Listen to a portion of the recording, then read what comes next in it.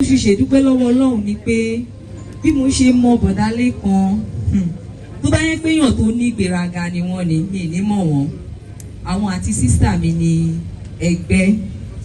So to cause the story short, mo lọ wo sísítà mi ní Èkó ni báyìí sísítà mi yẹn ń gbé ní Lion building. So ibẹ̀ ni mo ti meet wọn. So ìgbà tí mo meet wọn yẹn Ọlọ́run lò wọ́n fún mi bí angel torí mo kéré mo ṣẹ̀ṣẹ̀ jáde school start ni. Àǹtí mi yẹn jẹ́ tó jẹ́ ó jáde but èmi wọn kì í gbà ká máa jáde but àǹtí mi yẹn máa ń jáde. Then the first day that he saw me he said ṣàbúrò ẹ lélẹ̀ ó ní bẹ́ẹ̀ ni ó ní ó yàtọ̀ àbúrò ẹ yàtọ̀ sí ẹ. Ọpẹ́lọpẹ́ Ọlọ́run pé mo mọ̀ wọ́n torí pé Muslim way no fi brought me up but mo ní challenges. He stand beside me, he comforts me. Later I turned to a Christian and I do not regret it. I do not regret it at all. Truly I went for ìjọ Yoruba and Seraph ni mo ń lọ. Ìjọ yẹn wà ní Akọ́gbọ̀n ni mo kọ́kọ́ lọ. Àwọn ló introduce mi sí ìjọ yẹn. Mo dẹ̀ lọ síbẹ̀. But is a one man like a million. Tó bá yẹ pẹ́ lómi, á lo as opportunity. Ipe mò ń sọ̀rọ̀ fún wọn, mò ń bá wọn sọ̀rọ̀ one on one. Á toast mi. Truly GboahTv like obìnrin, I know. Yes, I know. Yes, I can't hide it.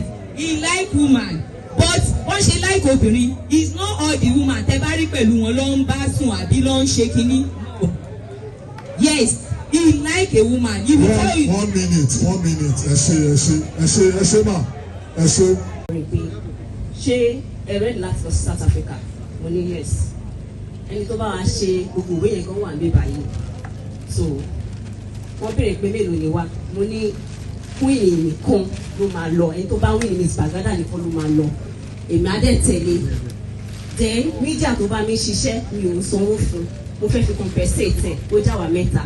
So tó àgbòkù mo tún wà round ní kò sí èèyàn tí mo lè mú. Mo ní ẹ jẹ́ ká tẹ̀ ṣiṣẹ́ mẹ́ta yẹn náà. Adẹ̀dẹ̀bẹ̀ mo gbé document sílẹ̀ àwọn náà bá mi hide document. Wọ́n ní okay ẹ máa tẹ̀lé wa lọ fún Canvas award ní Pretoria, South Africa. Ní 2016 àwa mẹ́ta lọ àdé láyọ̀ àtàlàfíà. Gbogbo nǹkan tí a jẹ tá a mú ilé tá a sùn ní South Africa GboahTv ló ṣe ètò ẹ̀. Through GboahTv ni Miss Gbàgádà again tún fi travel lọ sí South Africa tó fi gba visa tí wọ́n refuse ẹ̀. Nísìnyí ni mo pe ọmọ yẹn pé ibo ló wà ó lóun wà ní Canada. Mo rí ẹ ní last 2 weeks now. Only that was the last day I want to tell you. GboahTv knew everything because kò mọ GboahTv tẹ́lẹ̀ èmi ni mo jẹ́ kó mọ GboahTv and GboahTv ò sọ pé mo mọ̀ through avatar tí wọ́n fẹ́ ṣe mo gbọ́dọ̀ gbà ṣe lẹ́nu avatar. So GboahTv he was a wonderful person. He comes to my house, he play with me, with my child, he support me, he give me a lot of advices on my project.